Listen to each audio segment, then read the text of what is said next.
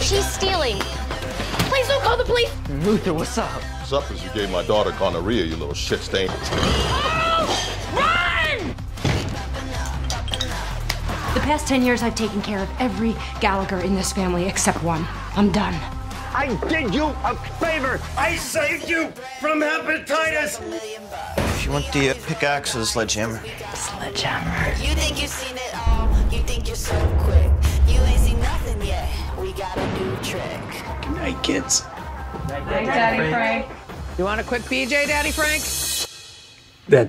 That's just not right. This was a series on the UK, and so is that how you found it, or how did it happen? Yeah, it's a wonderful series by Paul Abbott in the UK. He's a wonderful writer, has done a lot of things, and it's really his family.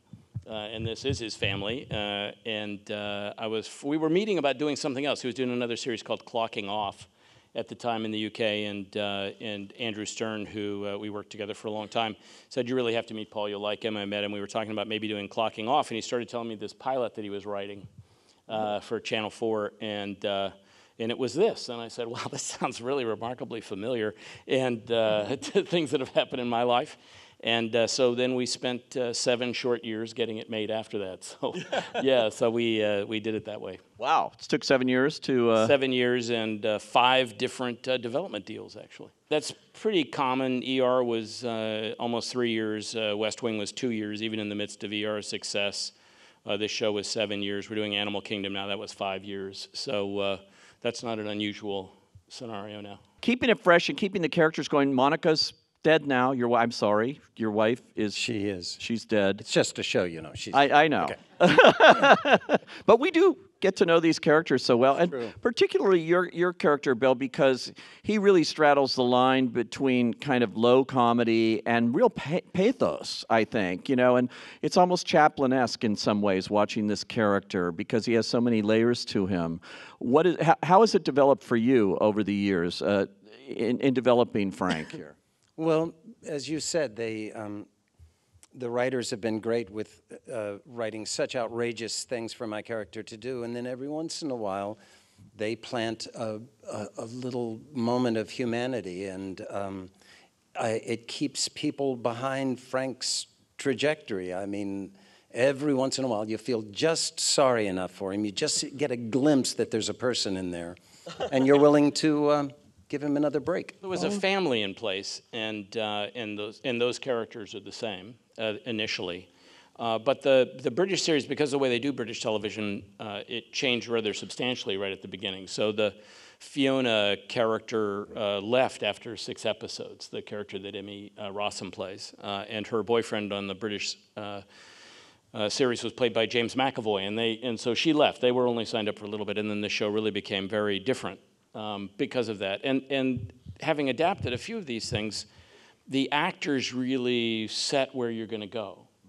So we took the characters, Paul's characters, in the setting that he had, and then put a cast together, and then you step back and you watch how they play with each other. And you watch what they're doing with each other, and then you start as writers. One of the great things about doing serialized television is that you can then watch and see what's happening and then write to some of what you're seeing happening. Where do you get the comedic stuff that you want? Where do you get some sort of something you didn't expect between 2 characters? Where's that relationship? You watch what happens between the characters and you write to it. And so the show has become very different from the British series, but completely built on the same template. It started out in the dramatic series category, and maybe that's just because it was an hour show and the Academy just didn't know how to deal with it. And I remember being on the board when a letter came from you petitioning to make it a comedy, in the comedy thing. Is that where you feel it really belongs, even though it straddles both fences? Yeah, I do. I think that we approach it on a week-to-week basis in the writers' room as a comedy, and we laugh a lot, and we're trying to write towards it. The difficulty is that I don't want to suggest that the Emmy should lose categories, but there isn't a difference in Best Pictures between dramas and comedies, and I think that most of the best material actually in drama and in comedies oftentimes live in a space that's somewhere in between. We started in drama because at that time it really was sort of our shows were all in dramas, and when it opened up a little bit, we definitely petitioned to see if we could be in comedy, not for competitive reasons, but because that's what we really felt where the show lived. And we've also seen a whole different change in the industry, too, with the advent of Netflix and Hulu and these streaming services, where Shameless is also available on previous seasons, and it's really done wonders for the show itself, too, having this new avenue, right? Part of what starts to happen, too, is that we now have the consumer, the people who want to watch it. Some people love kind of seeing 1 hour and then the anticipation of waiting to see it the next week. Other people are anxious to be able to see it right away and want to see a bunch of them together because they get excited about it, and that's the way they prefer to do it. And so it's opened up an avenue for people to take, for the audience to find different ways to see the shows and to catch up on them.